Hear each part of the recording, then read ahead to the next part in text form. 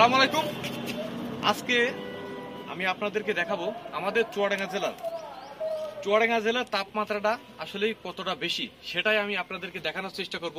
আপনারা প্রতিনিয়তই নিউজ দেখছেন যে এই 10 থেকে 12 দিন কিন্তু আমাদের চুয়াডাঙ্গা জেলার তাপমাত্রা সর্বোচ্চ বেশি। তো আজকে আমি চলে এসেছি আমাদের চুয়াডাঙ্গা জেলার দামোদর উপজেলার কুড়ুলগাছি ইউনিয়নের মধ্যে অবস্থিত গলাইদড়ি সেতুর উপরে।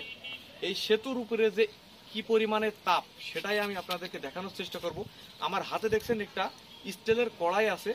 এই কড়াইটা কিন্তু ধরে আমি যখন ভিডিও করছি এমনিতেই কিন্তু এটা অতিরিক্ত গরম হয়ে গেছে। আর হাতে দেখছেন আমি কিন্তু সামান্য পরিমাণ তেল এনেছি, সাথে আছে আমার ডিম। আর আমি কিন্তু এটা রোদ্রে প্রথমেই গরম করে নেব। না টেনে পুরোপুরি দেখেন, আর ভিডিওটি দেখলেই কিন্তু বুঝতে পারবেন যে আমাদের চুয়াডাঙ্গা জেলার তাপমাত্রা কতটা বেশি। তো ডিম ভাজার যেসব সামগ্রীগুলো সেগুলো কিন্তু আমি নিয়ে চলে এসেছি। এই আসো এখানে ধরো এগুলো। তো আমি কড়াইটা ইতিমধ্যেই আমার এক ছোট ভাই তার কাছে দিয়েছি। দেখছেন ডিম ভাজার যেসব সামগ্রী লাগে, আমার হাতে কিন্তু এটা তেল।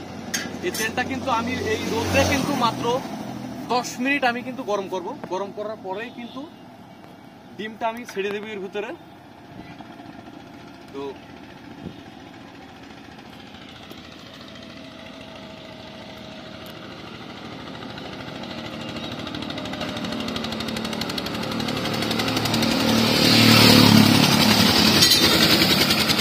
দেখেন আমি কিন্তু ইতিমধ্যে কিন্তু এখানে কিছু পরিমাণ তেল কিন্তু এখানে ঢেলে দিয়েছি। আর এই তেলটা কিন্তু আমাদের এই যে চুয়াডাঙ্গা জেলার 43 ডিগ্রি সেলসিয়াস তাপমাত্রা রেকর্ড করা হয়েছে প্রতিদিন। তো আমি এই তেলটা কিন্তু এই রোদ্রে কিন্তু 10 মিনিট গরম করব। গরম করার পরে কিন্তু ডিম ছেড়ে দেবো, তাহলে বুঝতে পারবেন তাপমাত্রাটা কতটা বেশি। ঠিক আছে, তেলটা কিন্তু গরম হবে, অপেক্ষা করবো 10 মিনিট। অপেক্ষা করার পরে কিন্তু আমরা ডিমটা 10 মিনিট কিন্তু হয়ে গেছে, আমরা দেখছি 10 মিনিট হয়ে গেছে। আর এই যে আমার হাতে ডিম, এই ডিমটা কিন্তু এই তেলের ভিতর ছেড়ে দেবো, দেখবো যে কতটা গরম হয়েছে।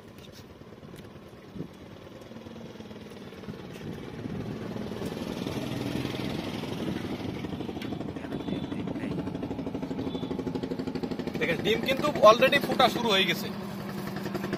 ছায়া সাইড যাবে, তাহলে কিন্তু আপনারা